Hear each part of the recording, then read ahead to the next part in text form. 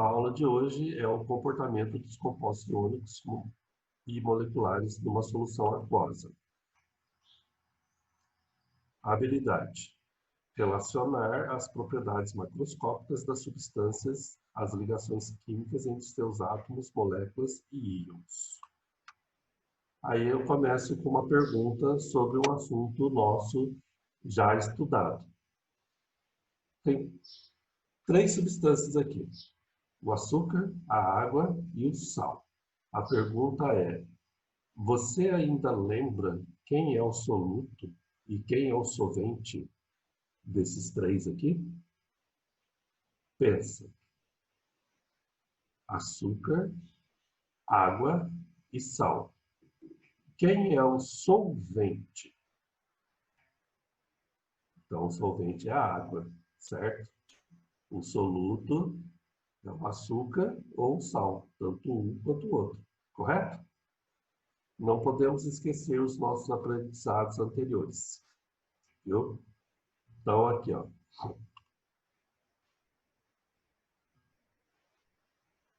Lá na apostila, no caderno do aluno, tem uma atividade 5, né? Que você vai usar um simulador FET Colorado no título Soluções de Açúcar e Sal. A nossa aula de hoje é basicamente isso. Vocês vão entrar neste simulador e vão fazer, né, fazer o teste, fuçar no simulador bastante, seguir os procedimentos experimentais que ele pede e preencher a tabela. O que vai acontecer no simulador? Na hora que você abrir o simulador, o assunto é quais compostos, quais substâncias, elas são condutoras de eletricidade, né? A água por si só, ela conduz eletricidade? O cloreto de sódio, o sal de cozinha, sozinho, ele, assim, quando você pega o sal normal, né, na colher, será que ele é um condutor de eletricidade? Aí o experimento vai ajudar você a entender, né? Você vai derramar o sal na água, vai formar uma solução aquosa, salina, e você vai testar. Tem uma lâmpada lá e 2 polos. Você vai encaixar esses 2 polos na solução aquosa e vai ver a intensidade, se houver, né, da iluminação. Se iluminar, se acender a lâmpada, porque a solução salina é condutora de eletricidade. Se a lâmpada não acender, é porque não é condutora. E só tem 2 solutos para vocês poderem mexer nesse experimento, que é o cloreto de sódio, NaCl, e a sacarose, que é o açúcar, tá? Então, vocês vão abrir o FET Colorado, vão fazer o experimento, simulador, vão simular bastante e depois preencher a tabela, tá? Tem uma visão macro e tem uma visão micro. A visão macro é igual você enxerga o açúcar mesmo, aqueles grãozinhos branquinhos, né? E o sal também. A visão micro, ele vai mostrar as moléculas se dissipando na água ou não. Eu vou mostrar para vocês o seguinte, tá? Esse simulador, ele vai possibilitar que a gente consiga criar uma solução, né, tanto entre o sal quanto o açúcar com a água. Então, nós temos um recipiente aqui abaixo, onde está disponível a água, tá? E nós temos aqui um volume de exatamente 1 litro. Eu posso até retirar esse volume, como eu posso acrescentar, mas eu sempre vou sugerir que vocês trabalhem com um volume de 1 litro, por quê? Independente da unidade que a gente usa para expressar o nosso soluto, que pode ser tanto em massa como em quantidade de matéria, que é o que nós vamos utilizar agora, que é em mols, eu posso ter tanto uma concentração em gramas por mol, como eu posso em gramas por litro, como eu posso ter também em mols por litro, mas o volume da solução, ele sempre é trabalhado aí para 1 litro de solução. Por isso que a gente vai tentar manter aqui 1 litro, tá? A gente não vai variar o volume de água.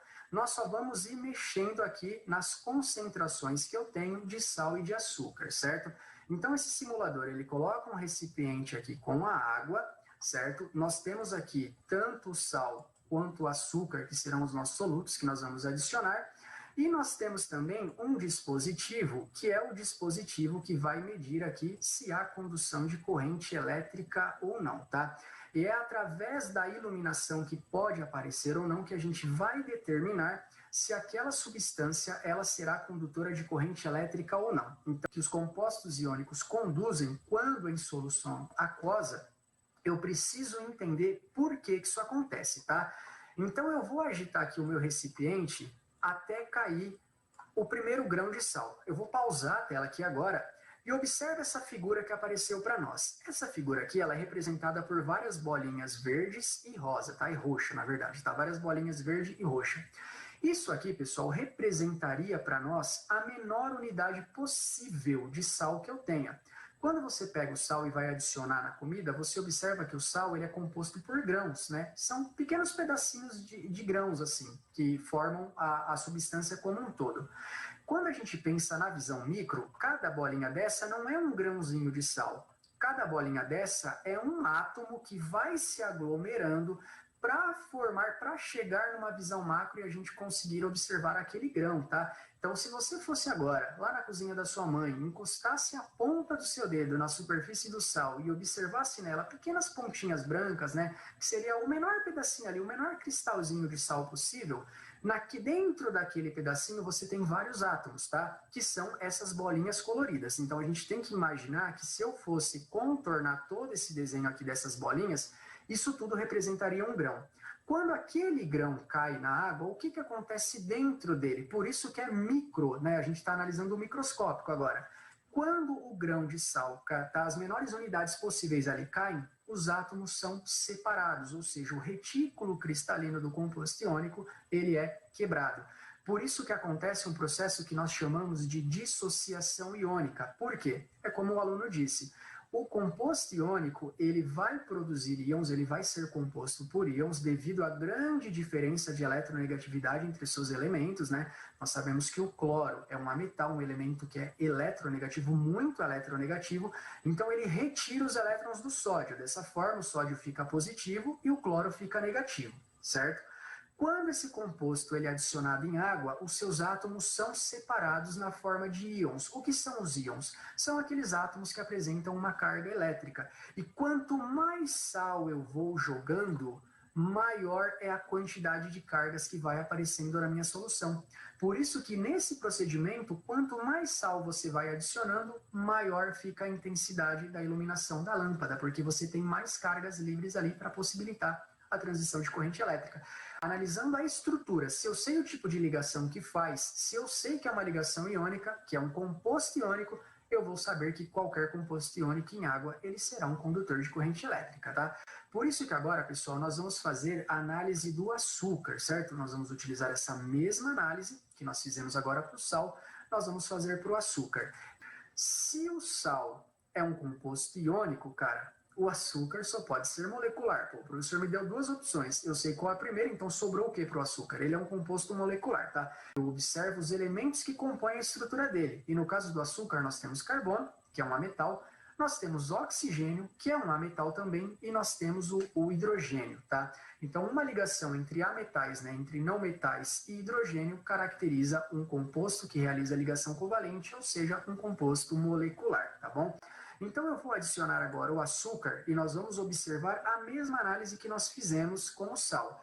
Eu vou colocar um pouco de açúcar, vou observar, vou remover o sal aqui primeiro, né? Vou adicionar o açúcar aqui, vou observar que a minha lâmpada não acendeu e vou aumentando cada vez mais a concentração do meu açúcar. Mesmo aumentando a concentração, eu observo que a lâmpada não acende. Por quê? Porque diferente dos compostos iônicos, os compostos moleculares não deveriam conduzir corrente elétrica, tá? Muitos compostos moleculares que fazem ligações covalentes, como o açúcar, não são condutores de corrente elétrica. Mas o que tem, será, num composto molecular que não possibilita, na verdade, ele ser condutor de corrente elétrica. Então, nós vamos fazer uma análise em micro agora, tá? Uma mesma análise que nós fizemos para o sal, para entender por que os compostos moleculares não são condutores de corrente elétrica. Então, eu vou adicionar aqui a sacarose, tá? O nosso açúcar, e vou fazer a mesma análise. Vou pausar ela aqui antes de cair na água e vou entender essa representação aqui como um todo, como se fosse um grão de açúcar, um cristalzinho ali, o menor cristalzinho de açúcar. Sabe aquela pedrinha branca do açúcar? Imagina que aquela menor pedrinha possível ali representasse todo esse desenho. Diferente do sal, que é formado por vários átomos que formam um retículo, que quando são adicionados em água, eles são rompidos, né? O retículo é rompido e é separado todos os átomos na forma de íons. O composto molecular não é separado os átomos, são separadas as moléculas. Então, observa que todo esse desenho aqui, ó, que eu pausei, representa um grão só, tá? Quando esse grão de açúcar cai na água, olha o que acontece. Não são os seus átomos que são separados, são separadas as suas moléculas. Vamos lembrar um pouco de ligação química. Os átomos se ligam, a ligação entre os átomos formam as moléculas, certo?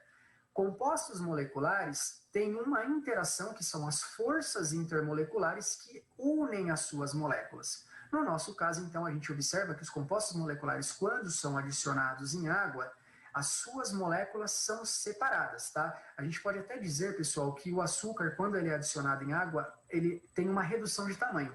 Diferente do composto iônico, que os seus átomos são separados completamente, está na forma de íons, aqui nós temos uma redução do tamanho de uma unidade de matéria, por exemplo, a gente separa isso em moléculas, tá?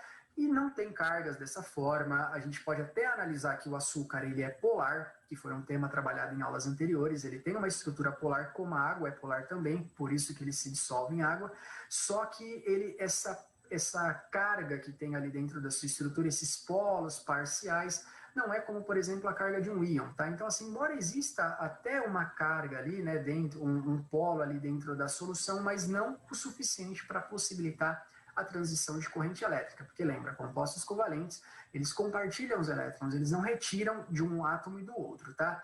A hora que eu mandar o PPT, né, ou colocar lá no Forms, é só você clicar no endereço que ele vai abrir, ele vai dar mais informações para você poder ajudar a preencher a tabela, tá bom?